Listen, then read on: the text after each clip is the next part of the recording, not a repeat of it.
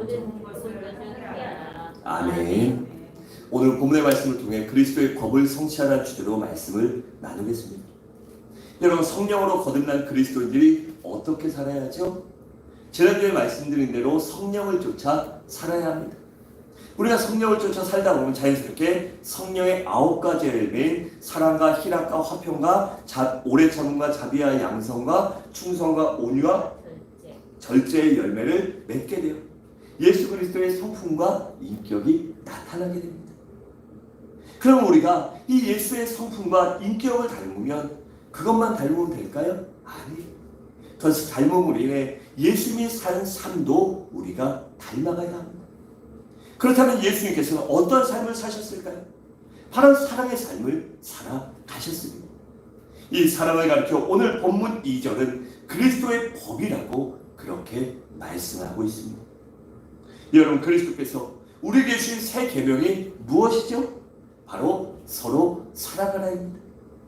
요한복음 13장 34절과 5절에 보면 이렇게 말씀합니다. 새 계명을 너희에게 주노니 서로 사랑하라. 내가 너희를 사랑한 것 같이 너희도 서로 사랑하라.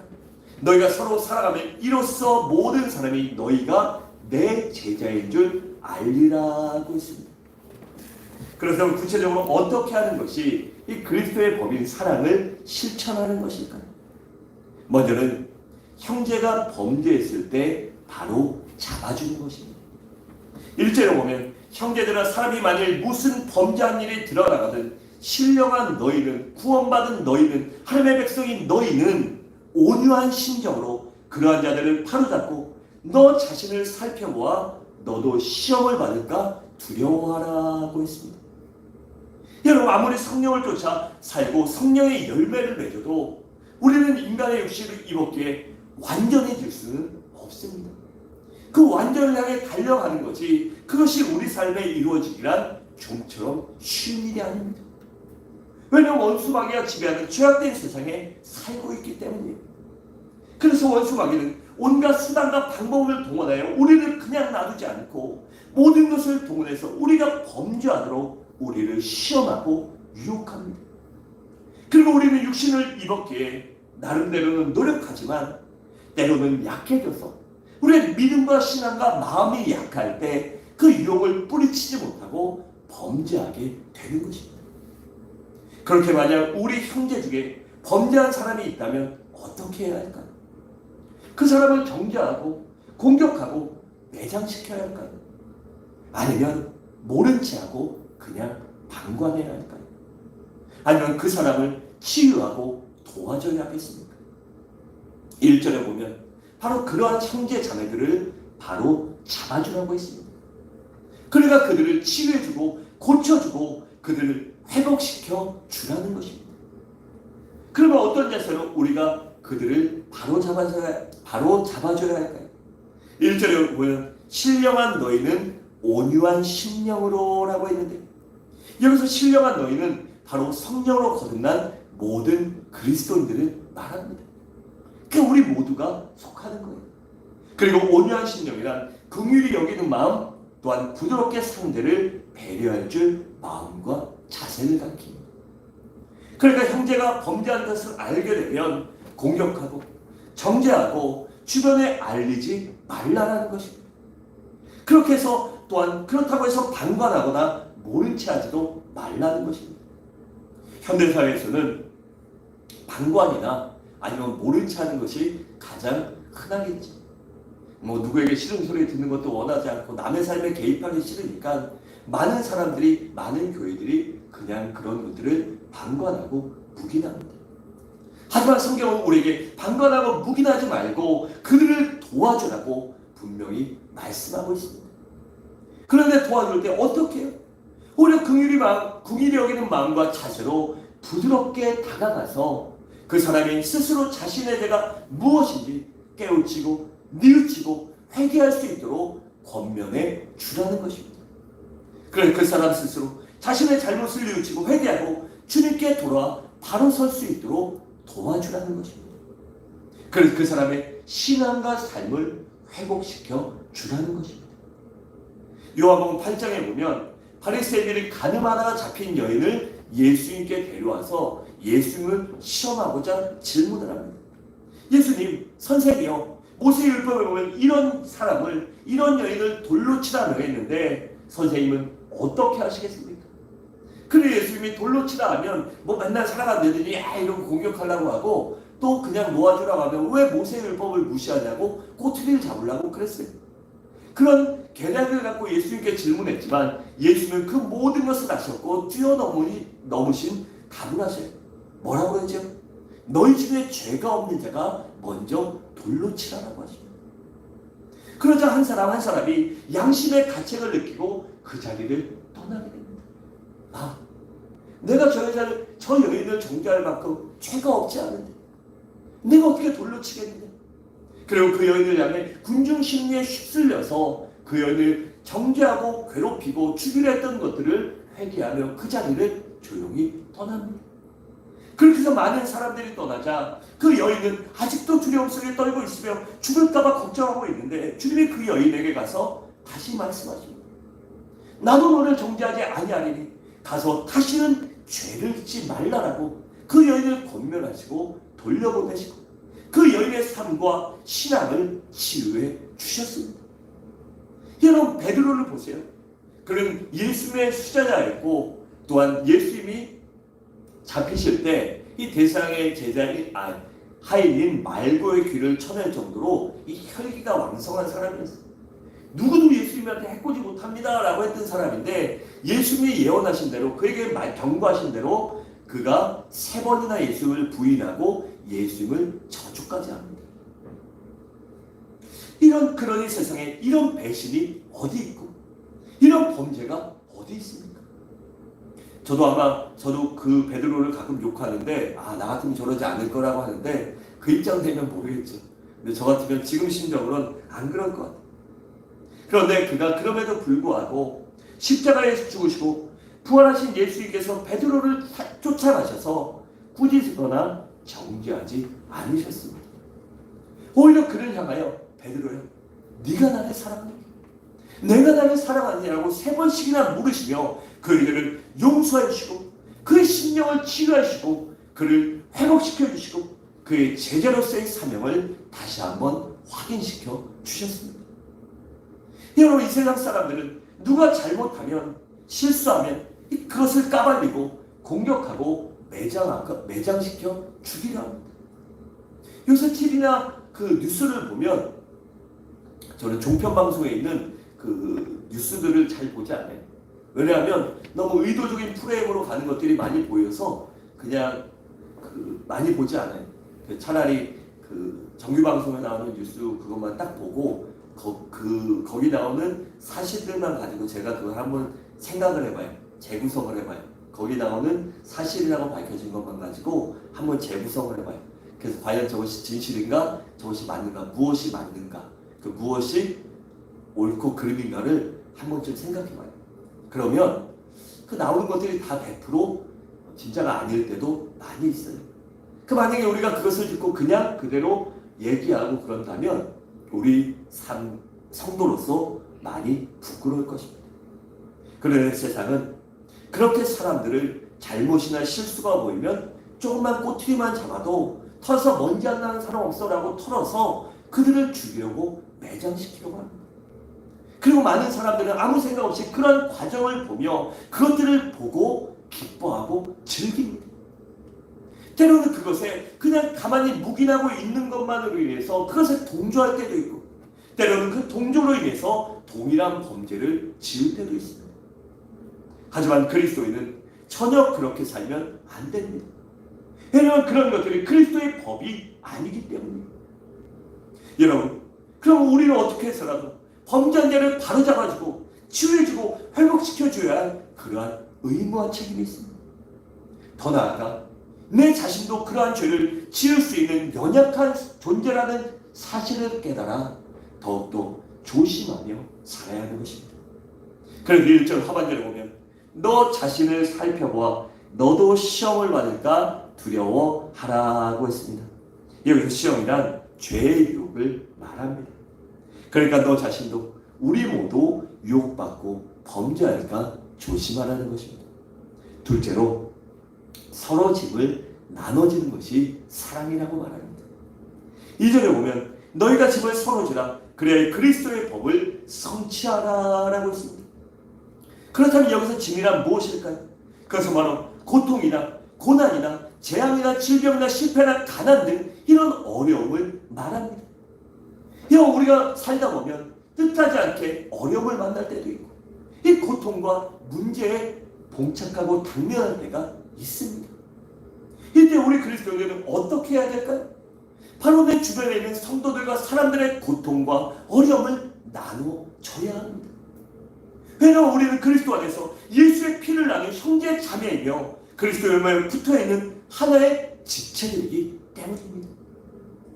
그래서 교회들이 특별히 이 외적으로 뭐 교회들이 다 정해진 예산이 있으니까 좀 빠듯하고 어려우니까 그런데 제가 얼마 전에 재작년인가요? 고성에 막 산불 나가지고 교회들이 전소되고 이런 데가 많았어요. 교회들도 다 타버리고 막 어려운 교회도 많았는데 그때 하나님이 감동을 주셔서 그냥 넘어가기 너무 힘든 거예요. 그래갖고 거기를 좀 도와드렸으면 하는데 특별히 교회에서 특별헌금 거쳤니 성도님들한테 부담드릴 것 같고 그래서 그 장로님들이랑 모여서 막 회의를 해봤어요. 이렇게 했으면 좋겠는데 어떻겠냐. 그러니까 한 분이 특별헌금은 그냥 뒤에다가 한만 만들어 놓고 자유대로 하시게 하고 한 2주 정도 그냥 자유대로 하시게 하고 그 특별히 하면 또 부담되니까 그렇게 하고 예비비에서 한 1,000만 원 정도만 빼서 도와드리자 이 얘기를 하시고 다른 분들이 다 동의를 해주셨어요. 그래서 총무장로님 총무장로님하고 재정장로님 몇 분 해가지고 저는 빠지고 그 교회에 가서 고성까지 가서 도와드리고 와서 그 사진을 교회에다가 가서 행거를 봤더니 이 성도들이 너무나 감사하고 한 3주 4주까지 계속 그 돕는 일에 동참하고 싶어 하시더라고요. 여러분 이처럼 우리는 우리 주변에 있는 내 직계 형제뿐만 아니라 우리 주변에 있는 교회들과 이웃들이 그리스도의 피를 나눈 형제자매들이 어려움 당할 때 그것을 도와야 합니다. 왜냐하면 우리는 그리스도 안에서 예수의 피를 나눈 영적인 형제자매며 그리스도의 몸에 붙어있는 그리스도의 하나의 몸에 붙어있는 같은 지체들이기 때문입니다. 누가복음 10장을 보면 어떤 사람이 예루살렘에서 여리고로 내려가다가 강도를 만납니다. 그래서 있는 재물을 모두 다 뺏기고 실컷 두들겨 맞아 온몸에 상처를 입고 목숨이 위태로운 그 상황에 처하게 됩니다. 그런데 제사장이 그 모습을 보고 부정하다 하여 피 흘린 자를 예배드리기 전에 만지면 안 된다고 부정하다고 하여 그를 그냥 죽게 내버려두고 그냥 자기 갈 길을 가버립니다. 그리고 레위인도 그 모습을 보고 역시나 부정하다고 여겨서 그를 그냥 내버려두고 갑니다. 그리고 세 번째 누구였죠? 그들에게 멸시천대받던 사마리아 사람이 그 사람을 발견하고는 그 사람에게 응급처치를 하고 근처에 있는 이 모텔 여관 그 숙박시설에 그를 데려가서 그를 치료해주고 그가 날 때까지 그를 돌봐달라고 하고 그 모든 경비를 지불하고 돌아갑니다. 주님께서는 누가 이웃이며 누가 이웃을 사랑하는 사람이냐고 이 질문, 이 예화를 드시고 물으셨죠. 말할 필요도 없이 이 선한 사마리아 사람이 진정한 이웃이요 사랑을 실천하는 사람입니다. 여러분 고린도전서 16장에는 스데바나 집사님이라는 분이 나오는데 바울은 그를 칭찬하며 이런 사람을 알아주라고 그렇게 당부하고 있습니다. 왜일까요? 스데바나는 다른 사람들을 섬기며 살기로 작정하고 타인의 부족한 것을 보충해 주었습니다. 또한 다른 사람들의 마음을 시원케 해줬기 때문입니다. 이처럼 우리 그리스도인들도 이웃이 힘들고 어려운 일을 당할 때 서로 격려해주고 위로해주고 서로의 짐을 조금씩 나눠줄 줄 알아야 하는 것입니다. 그래서 저는 여러분에게 작년부터 말씀드린 게 올해는 선교하는 일에 작정하고 조금 더 노력하지만 우리가 조금 더 여유가 생기면 이 복지하는 일, 장악하는 일에도 꼭 열심히 매진하고 싶어요. 여러분 내게 주신 그 사랑을 우리들에게 주신 사랑을 우리가 십시일반으로 모아서 세상에 다시 베풀어야 합니다. 내게 주신 축복을 세상으로 흘려보내야 내게 오는 샘물이 강이 되고 그 강물이 바다가 되고 또한 흘려보냄으로 인해 내가 끊임없이 주의 사랑을 공급받을 수 있기 때문입니다. 그래서 우리 성도님들도 저와 같은 꿈을 꾸고 이 복지와 장학에도 뜻을 같이 하여 주시기 바래요. 그리고 이처럼 그리스도인들은 어려운 사람들을 도와주고 위로해 줘야 합니다. 히브리서 10장 24절에 보면 서로 돌아와 사랑과 선행을 격려하며 라고 했고, 로마서 10장 15절에 보면 즐거워한 자들과 함께 즐거워하고 우는 자들과 함께 울라라고 했습니다. 그래서 여러분, 격려와 위로는 가족에게도 필요합니다. 맨날 보고 살고 맨날 알지만 그럼에도 불구하고 가족들을 격려하고 위로할 수 있는 여러분 되시기 바랍니다. 저도 부끄러운 얘기지만 저희 아내랑 저랑 살면서 다른 사람에 비해서 참 행복하게 살아요. 그런데 가끔씩 좀 싫은 소리 하거나 안 좋은 게 보이면 저희 아내는 저한테 감히 그러지를 못해요. 어려워해서. 근데 저는 가끔 저희 아내의 약점과 단점을 그냥 딱 꼬집어서 확 얘기할 때가 있어요. 그리고 그걸로 놀릴 때가 있어요. 그러고 나면 저한테 큰 소리도 못 치거든요. 그리고 또 제가 눈만 확 찌끄러도 고개 숙이니까 그냥 더 그러는 것 같아요. 그래서 여러분 앞에 좀 그것들을 안 그래야 하는데 이게 좀 익숙해지다 보니까 한 20년을 그러고 살다 보니까 잘 안 고쳐지더라고요. 여러분, 우리는 그러지 말고 위로하고 격려할 수 있기를 바랍니다. 내 남편도, 내 자녀도, 내 부모님에게도 위로와 격려를 할 수 있길 바라요. 정말 그가 힘들고 어려울 때가 있어요. 그럴 때는 위로해 주시는 여러분 되시기 바랍니다. 또한 같은 성도끼리도 필요합니다. 우리 성도들 가운데도 살다 보면 문제와 어려움을 만날 때 있어요. 그러면 그들의 문제와 어려움을 그냥 얘기거리로 삼는 것이 아니라 그들의 문제와 어려움을 들었다면 가서 따뜻하게 위로해줘. 위로할 말이 없다면, 생각나지 않으면 기도하고 또 그의 손이라도 따뜻히 잡아주고 집사님 힘내세요. 집사님 하나님이 함께 해주실 거예요. 그렇게 위로할 수 있기를 바랍니다. 또 친구들에게도 필요하고 같은 직장 동료에게도 이 위로와 선행이 필요합니다. 여러분, 힘들고 어려울 때 서로 짐을 나눠주십시오. 그러면 서로 살 길이 열리게 돼요. 바로 그것이 그리스도의 법인 사랑을 실천하는 것임을 잊지 마시기 바랍니다. 셋째로, 이 자기 우월감에 빠지지 않는 것입니다. 우리 3절과 4절을 함께 읽겠습니다. 시작! 만일 누가 그것도 되지 못하고 줄 줄로 생각하면 스스로 숨기라. 각각 자기의 일을 살리라. 그리하면 살아가는 것이 자기에게는 있어도 남에게는 있지 아니하리니. 아멘. 여러분, 타락한 인간의 성품 중 최고 으뜸이 무엇일까요? 바로 교만입니다. 대개 사람들은 다른 사람과 무엇인가를 비교하기 좋아해요. 그래서 다른 사람보다 조금만 자기가 낫다고 생각하면 어깨에 힘이 들어가고 이 목소리가 이렇게 되는 것이 그 사람의 인지상정, 이 사람의 근본적인 성품이에요. 그리고 남들과 비교해서 좀 좋은 것이 있으면 엄청나게 기뻐하고 또 좀 부족한 게 있으면 더 엄청나게 우울해지는 게 사람의 특성이에요. 여러분 여자분들 많은데 특히 주변에 우리 영희 아빠가, 철수 아빠가 사줬어요, 가방 자랑하고 신발 자랑하고 옷 자랑하면 절대 그런 거로 상처받으시면 안 돼요. 그 성도님들 신방 다니고 구역 예배 드리실 때 누구네 집에 그릇 쌌다고 그 그릇 바꾸고 이런 짓거리 하시면 절대 안 돼요. 대전에 굉장히 큰 교회가 있는데 장로교회인데 그 교회에 굉장히 유명한 교회예요. 근데 친한 그 여자 집사님들이 거기 다니시는 분들 몇 분이 권사님들이 그런 얘기를 하시더라고요.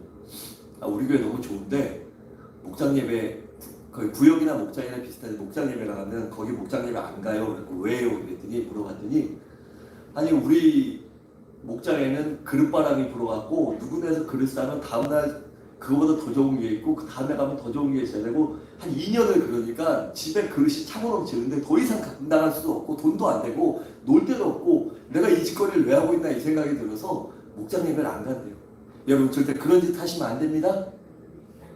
왜 대답이 없으세요? 지금 한국에서 설마? 남들과 절대 그런 비교하시면 안 됩니다. 조금 더 있다고 우월해하지도 마요. 조금 없다고 우울해하지도 말아야 돼요. 여러분 되게 그리스도인들은 고통을 받는 사람을 보고는 저 사람보다 내가 낫다고 생각해요. 이 교회를 다니는데 고통당하거나 문제를 만난 사람을 보면 기도해주는 성도들도 많지만 이 믿음이 연약한 분들은 그분들을 보고 저 사람은 좀 열심히 안 해서 그래, 제대로 안 믿어서 그래, 그러니까 나는 저 사람보다 좀 낫다라고 자기 위안을 삼습니다. 그리고 금세 교만에 빠집니다. 자기 자신이 대단한 믿음이 있는 것처럼 착각하고 맙니다. 그러나 오늘 본문은 제발 그런 짓 좀 하지 말라고 그렇게 당부하고 있습니다. 이런 사람은 사실 못난 사람이고 아직 신앙이나 인격이 성숙하지 못한 사람입니다. 여러분, 별을 보세요. 익을수록 고개를 숙여요. 또 과일나무를 보십시오. 과일이 많이 열릴수록 나무가 쳐져서 꺾어집니다. 여러분, 진정으로 성령을 쫓아 사는 사람이라면, 진정으로 그리스도의 사랑을 체험한 사람이라면 결코 교만에 빠지지 않고 우월감에 빠지지 않습니다. 여러분, 사도 바울을 보세요.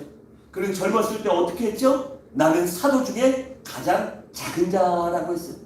젊어서 열심히 일할 때, 한창 일할 때 대단한 사람이 그런 고백을 했어요. 그 고백만 해도 대단한데 중년 때는 어떻게 고백했죠? 나는 성도 중에서 가장 작은 자라고 했습니다. 이게 사도가 아니라 모든 주를 사모하는, 주의 말씀을 믿는 모든 성도 중에 가장이 아니라 지극히 가장 작은 자라고 자기를 낮춰서 겸손하게 표현해요. 그러가 말년에 죽음을 앞두고는 어떻게 했습니까? 그 온몸에 상처를 받고 죽을 보기를 수십 번을 넘긴 그 사람이, 뭐라고 자랑을 해도 아무도 반박할 수 없는 그 사람이 말년에 어떻게 고백합니까? 나는 죄인 중에 괴수라고 그렇게 고백합니다. 반면에 누가복음 18장에 보면 바리새인들은 교만이 가득 차서 하나님 앞에 기도할 때 이렇게 기도해요. 하나님, 나는 불의하거나 토색하거나 간음한 자들과 함께하지 않았습니다. 나는 세리들과도 같지 않습니다. 나는 1일에 2번 금식하고 꼬박꼬박 11조를 드렸습니다. 그러면 나는 의롭고 정직하고 하나님 말씀대로 사는 사람입니다라고 그렇게 기도했습니다. 그러니까 그것은 기도가 아니라 자기 자랑과 자화자찬으로 가득 찬 교만한 고백일 뿐이었습니다. 여러분, 고린도전서 10장 12절에 보면 바울이 이렇게 말합니다. 그런즉 선줄로 생각하는 자는 넘어질까 조심하라고 했고, 야고보서 4장 6절에 보면 하나님이 교만한 자에게 물리치시고 겸손한 자에게 은혜를 주시나니라고 했습니다. 여러분, 그렇게 어떠한 경우를 해도 다른 사람과 비교하거나 교만하거나 우월감에 빠지지 말고 오직 내 자신을 살핌으로 나의 믿음을 돌아보고 겸손한 믿음의 성도들이 되시기 바랍니다. 그리고 자기 자신에게 맡겨진 사명에 충실한 여러분들 되시기 바랍니다. 5절에 보면 각각 자기의 짐을 질 것이라고 했는데, 이것은 각각 자기에게 맡겨진 사명을 잘 감당하라는 것입니다. 여러분, 사람은 결코 교만하거나 우월감에 빠지지 않습니다. 오히려 겸손한 마음으로 상대방을 섬기고 적극적으로 자기에게 맡겨진 사명을 감당할 줄 아는 것입니다. 마지막으로 하나님의 법인 사랑을 성취하기 위해선 좋은 것을 함께 나눠야 합니다. 6절에 보면 말씀을 가르침을 받는 자는 말씀을 가르치는 자와 모든 좋은 것을 함께 하라라고 했습니다. 여기서 가르침을 받는 자란 말씀을 배우는 성도들을 말합니다. 그리고 말씀을 가르치는 자란 주의 종을 말해요. 그리고 구역교사도 될 수 있고 앞에서 여러분들과 함께 그것을 나누는 이 교회 지도자들을 말합니다. 그리고 좋은 것이란 이 물질과 세상적인 것을 말합니다. 여러분, 주의 종의 사명은 성도들의 영적인 꼴인 생명의 말씀을 잘 가르치는 것입니다. 그래서 성도들이 영적으로 건강하고 성숙하고 풍성한 삶을 살도록 돌보아 주는 것이 주의 종의 사명입니다. 반면에 성도는 영적인 꼴을 먹여주는 이 주의 종의 은혜가 감사해서 육신의 꼴인 물질로 주의 종을 섬기는 것입니다. 그러니까 주의 종과 성도가 서로 섬기고 함께 나누라는 것입니다. 누구만 누구를 섬기고 그것이 아니라 서로 자신의 위치에서 자신이 할 수 있는 대로 최선의 것으로 섬기며 최선으로 서로를 사랑하고 아끼라는 것입니다.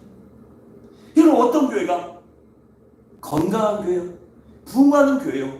행복한 교회일까요? 바로 주의 종과 성도가 서로 신뢰하고 서로 사랑하고 서로 섬기는 교회입니다. 반면에 어떤 교회가 불행한 교회일까요? 바로 주의종과 성도 사이에 신뢰가 무너져서 서로 반격하고 헐뜯는 교회가 불행한 교회입니다. 여러분, 교회 안에서 성령의 역사가 무엇일까요? 바로 사랑으로 서로 하나가 되게 하는 것입니다.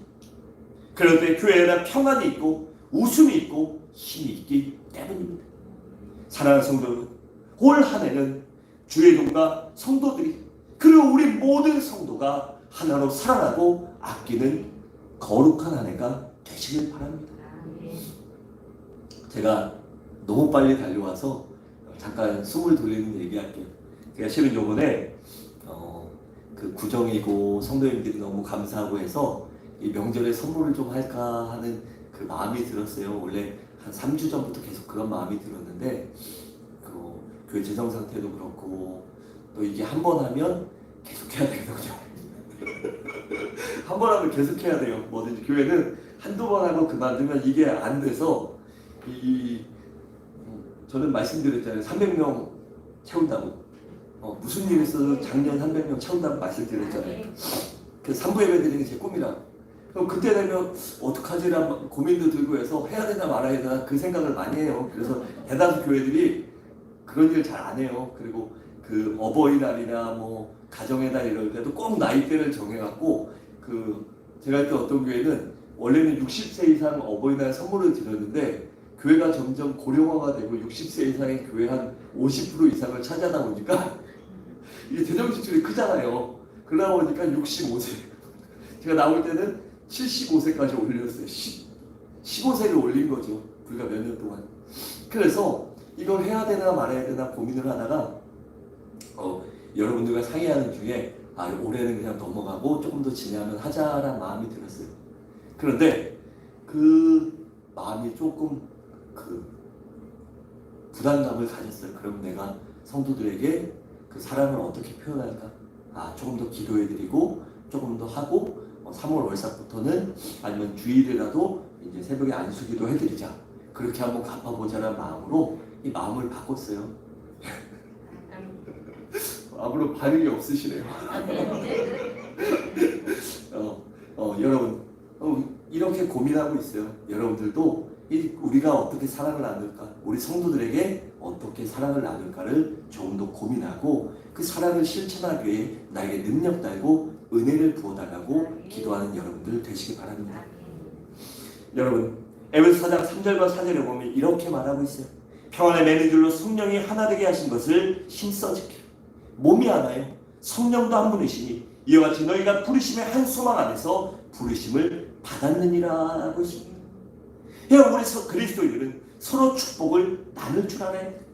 그것이 바로 그리스도의 법을 성취하는 것이요 사랑을 실천하는 것임을 잊지 마시기 바랍니다.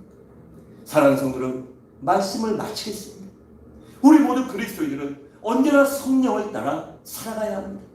그 성령을 따라 살아가는 비결은 바로 서로 사랑하는 것인데, 먼저는 형제가 범죄했을 때 온유한 심정으로 서로 세워주고 살려주고 도와주는 여러분 되시기 바랍니다.